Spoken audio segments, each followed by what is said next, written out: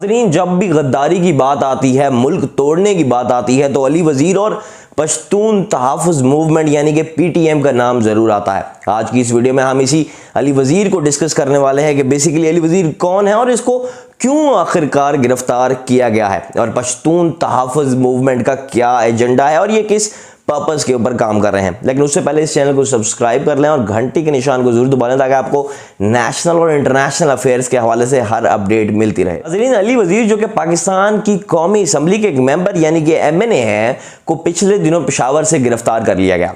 इनकी इस गिरफ्तारी को जो हमारा नेशनल मेन स्ट्रीम मीडिया है वो तो ज़्यादा हाईलाइट नहीं कर रहा, लेकिन हमारा हमसाया मुल्क भारत और कई दूसरे इंटरनेशनल मीडिया आउटलेट्स इसको बहुत ज़्यादा हाईलाइट कर रहे हैं। मेरे इस चैनल को बनाने का मकसद ही यही है कि उन न्यूज़ के ऊपर बात की जाए जिनको हमारा मेन स्ट्रीम मीडिया हाईलाइट नहीं करता। उन खबरों को मैं आप तक पहुंचाऊं सही और मुस्तनद अंदाज में, जिन खबरों को हमारा जो मेन स्ट्रीम मीडिया है वो आप तक नहीं पहुंचाता। अब अली वजीर को पेशावर से गिरफ्तार कर दिया गया। अब अली वजीर की गिरफ्तारी के ऊपर आने से पहले हम जरा पश्तून तहफ़्फ़ुज़ मूवमेंट की बात करते हैं, क्योंकि ये दोनों चीजें आपस में इंटरलिंक्ड है। पश्तून तहफ़्फ़ुज़ मूवमेंट बेसिकली पश्तूनों की एक जो राइट्स की मूवमेंट है, उनके हकूक के लिए एक जद्दोजहद है। इस जद्दोजहद की आगाज़ 2014 में गोमल यूनिवर्सिटी से हुई। कुछ 8 या 10 स्टूडेंट्स ने मिलकर एक तंजीम बनाई और इस तंजीम का पुराना नाम जो था वो महसूद, जो एक कबीला है इसी ट्राइबल एरियाज़ में फाटा के अंदर, उस कबीले के ये बेसिकली महसूद तहफ़्फ़ुज़ मूवमेंट थी, जो कि बाद में पॉपुलैरिटी के बाद जो है पश्तून तहफ़्फ़ुज़ मूवमेंट के नाम से तब्दील हुई।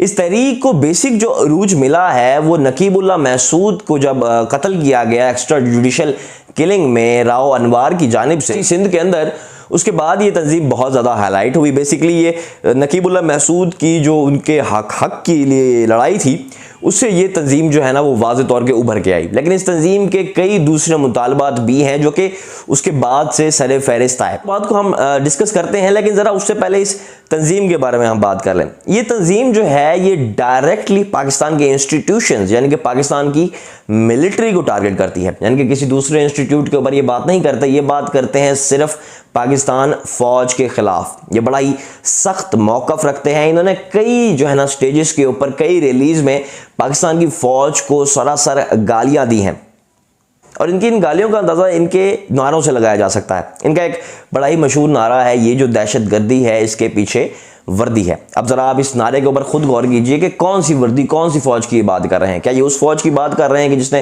पेशावर में अपने बच्चों की जानें गंवाई, या ये उस फौज की बात कर रहे हैं कि जिसने दहशतगर्द तरीके तालिबान पाकिस्तान से हमारे सवात जैसे इलाके, हमारे वजीरिस्तान को, साउथ वजीरिस्तान को, नॉर्थ वजीरिस्तान को खाली कराया? क्या ये उस वर्दी की बात कर रहे हैं जो वर्दी बलूचिस्तान के अंदर रोज़ अपनी जानें गंवाती है, जो कश्मीर के अंदर हमारे जो तहफ़्फ़ुज़ात है, जो हमारा जो हक है उसके लिए लड़ रही है? तो बेसिकली ये एंटी इस्टेब्लिशमेंट, अगर मैं एंटी मिलिट्री आपको कहूं तो ये तंजीम नकीबुल्लाह महसूद से इनकी जो डिमांड थी वो चलते चलते जो है ना अब एंटी इस्टेब्लिशमेंट एंटी मिलिट्री तंजीम बन चुकी है। ये लोग जहां पे जलसा करते हैं वहां पे फौज को गालियां देते हैं, फौज के खिलाफ बड़े ही गलत अल्फाज का इस्तेमाल किया जाता है, पश्तून कौम को पाकिस्तान की फौज के खिलाफ करने की कोशिश की जाती है।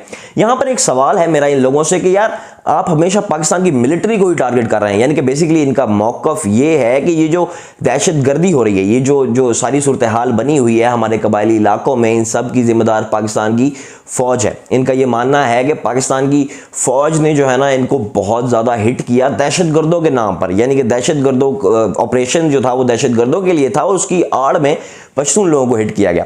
लेकिन इनसे मेरा ये सवाल है कि आप जो है ना वो पाकिस्तान मिलिट्री के ऊपर ही सिर्फ क्यों बात करते हैं? आप अमेरिका के ऊपर बात क्यों नहीं करते? आप पाकिस्तान की सिविलियन गवर्नमेंट के ऊपर तक ये लोग बात नहीं करते। यानी कि इनका जो सारा फोकस है वो पाकिस्तान मिलिट्री की तरफ है और इनकी जो वफादारी है वो अफगानिस्तान की तरफ है।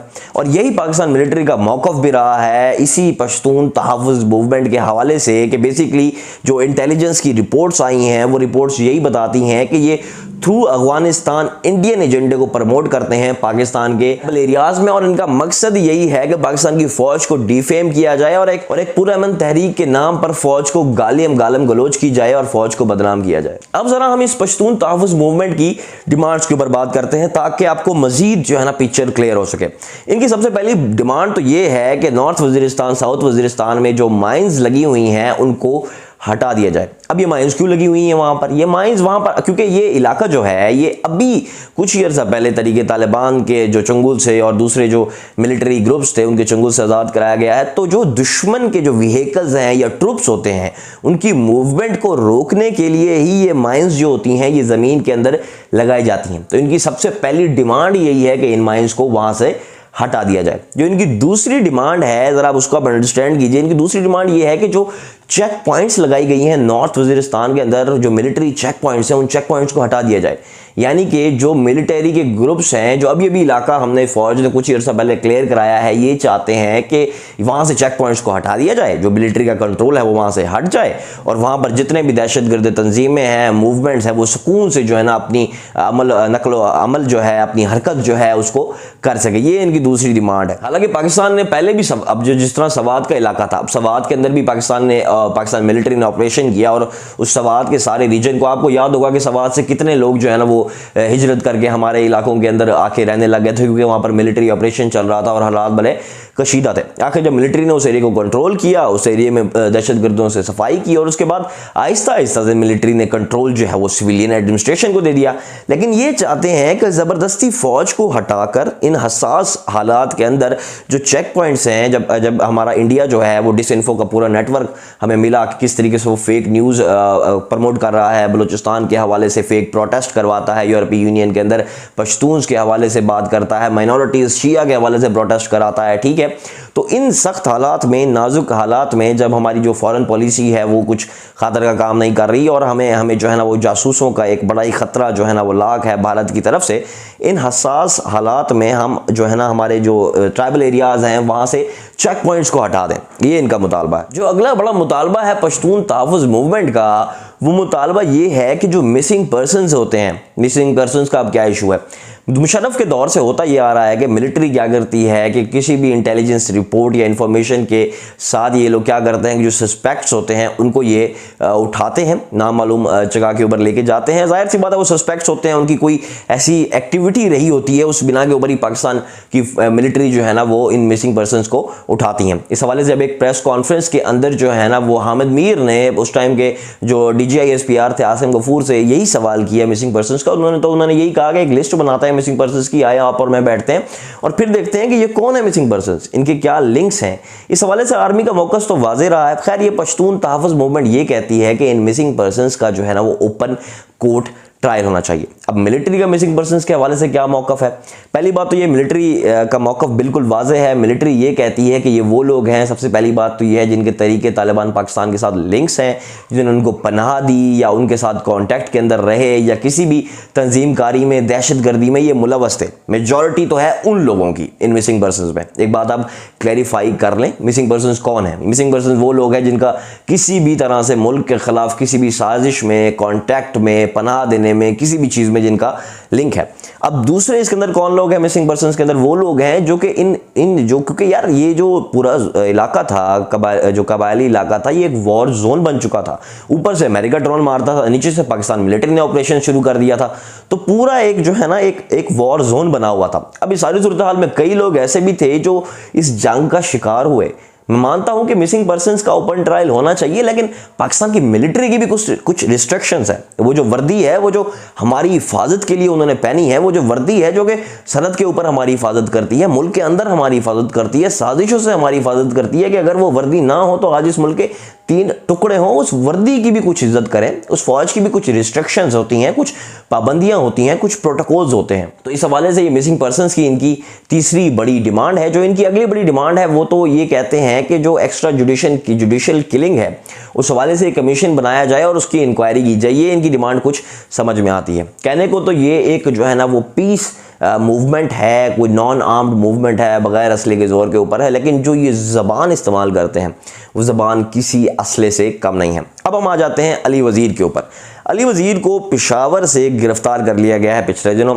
जो इंटरनेशनल मीडिया है, स्पेशली इंडियन मीडिया जो है, इसको बड़ा ही जो है ना नेगेटिवली शो करा रहा है कि जिस तरह से पाकिस्तान की जो फ़ौज है या पाकिस्तान की जो गवर्नमेंट है वो बड़े ही कोई जुल्म कर रहे हैं पश्तून लोगों के ऊपर, और बड़ा ही कोई ज़ालिमाना इन्होंने ये इक़दाम उठाया है पश्तून लीडर को इन्होंने गिरफ्तार करके। सबसे पहली बात, अली वज़ीर को गिरफ्तार क्यों किया गया? अली वजीर को गिरफ्तार इसलिए किया गया क्योंकि पिछले दिनों इन्होंने कराची में एक जलसा किया। उस जलसे में इन्होंने फौज को बड़ी ही सख्त और नाजेबा अल्फाज के साथ जो है ना वो पुकारा।